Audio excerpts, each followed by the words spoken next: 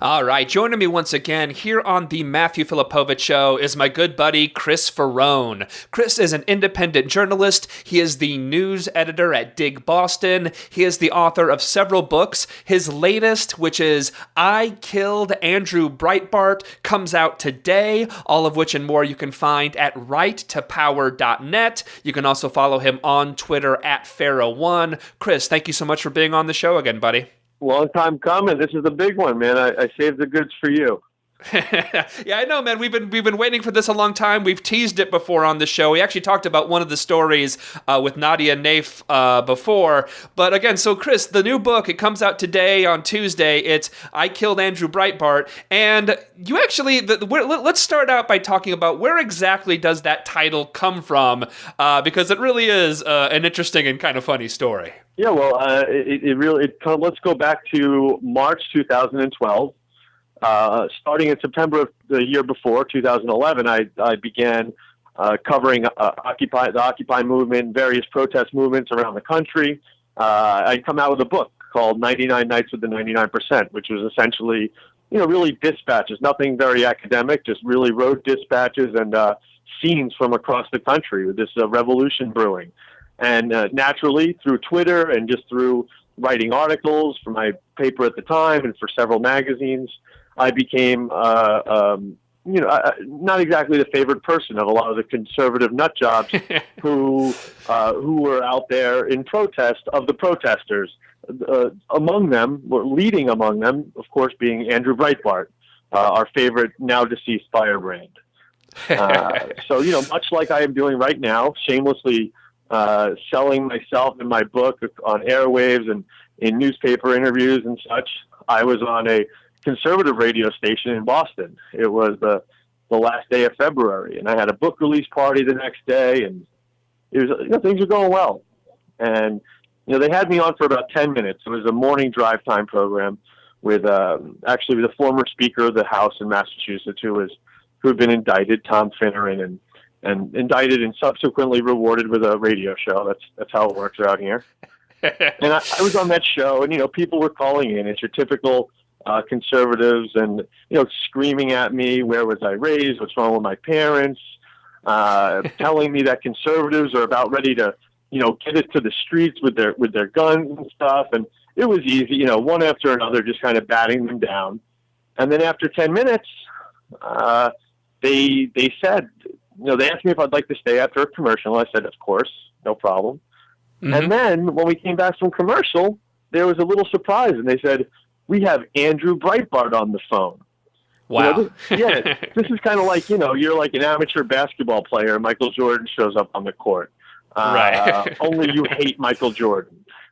And this is just I believe about a week after CPAC, the Conservative Political Action Conference, where Andrew Breitbart had famously been outside drunk, wielding a glass of red wine, screaming, calling occupiers raping, murdering freaks. The stop raping people, behave yourselves. That one, right? Behaviors. Yeah. It's one of the most. I'll come up with an adjective later, and there are plenty in the book, of course. But really, I didn't first believe that it was him until I heard his weaselly little obnoxious bark. And then I knew it was, and the only thing that could come to mind was to say, I started screaming, stop raping people, stop raping people. We went at it for about 10 minutes, and he got the best of me a few times. I got a couple jabs in, but, I'm definitely one for contentious radio. I mean, I love hanging with the lefties like you, but at the same time, going on right-wing radio is a reward unto itself sometimes. But, with Breitbart, it was just back and forth, and we actually agreed to have a rematch the week after, exactly 1 week to the day. That never happened because the next night he was having sipping a cocktail at his local bar. It's funny, we now, through leaked emails, know that right before he died, he was actually on his phone. I've been to the bar. I visited it for the book where he died. It was the Brentwood out in the beautiful part of Los Angeles near where he lived. And he was orchestrating on his cell phone from this beautiful restaurant where there's, he shouldn't have had a thing in the world to worry about. orchestrating attacks against a number of left-wing politicians and activists and such, and members of Anonymous. So it's kind of interesting knowing exactly, how much heat was boiling in his veins right before he stepped outside and hit the concrete. And so, but people don't know, like literally, he was there outside this place, and then he just died. He had a heart attack.